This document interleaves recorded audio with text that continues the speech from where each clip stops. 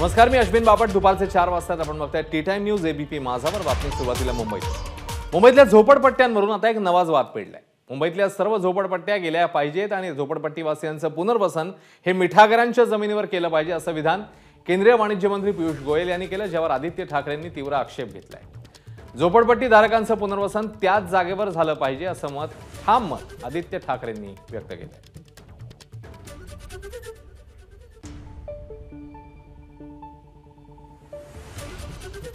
त्यांचं स्वप्न असं आहे की मुंबईतले सगळे जे झोपडपट्ट्या आहेत ते काढून टाकायच्या आणि कदाचित त्यांना सॉल्ट पॅन लँड्सवर नेऊन सोडायचं।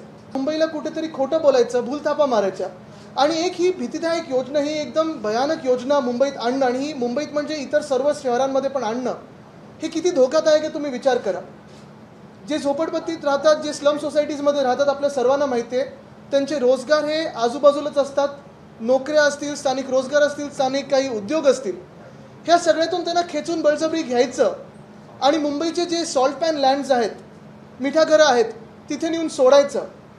हा प्लॅन भाजपच्या आज लोकांसमोर आलेला आहे।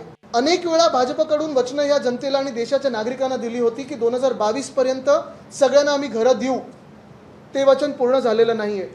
मुंबईत तुम्ही अनेक वेळी आणि खास करून 2017च्या मुंबई महानगरपालिकेत देखील प्रत्येक झोपडपट्टीमध्ये आपण फॉर्म वाटले होते की सगळ्यांना घरं मिळणार। मला आठवतं अनेक ठिकाणी हे फॉर्म माझ्या हाती पण आले होते त्यावेळी। ती अजून काही फॉर्मचं पुढे झालं नाही, कोणाला घरं मिळाली नाहीत। इन्स्टिट्यूट डेव्हलपमेंट, जागच्या जागी तुम्हाला रिडेव्हलपमेंट म्हणजे व्हायला पाहिजे, जी SRAची योजना आहे ती। तसं तुम्ही जुहू एअरपोर्टला देखील सांगितलं होतं, आजूबाजूची सगळी जी झोपडपट्टीचा परिसर आहे तिथे सांगितलं होतं की आम्ही तुम्हाला तिकडच्या तिकडे घरं देऊ।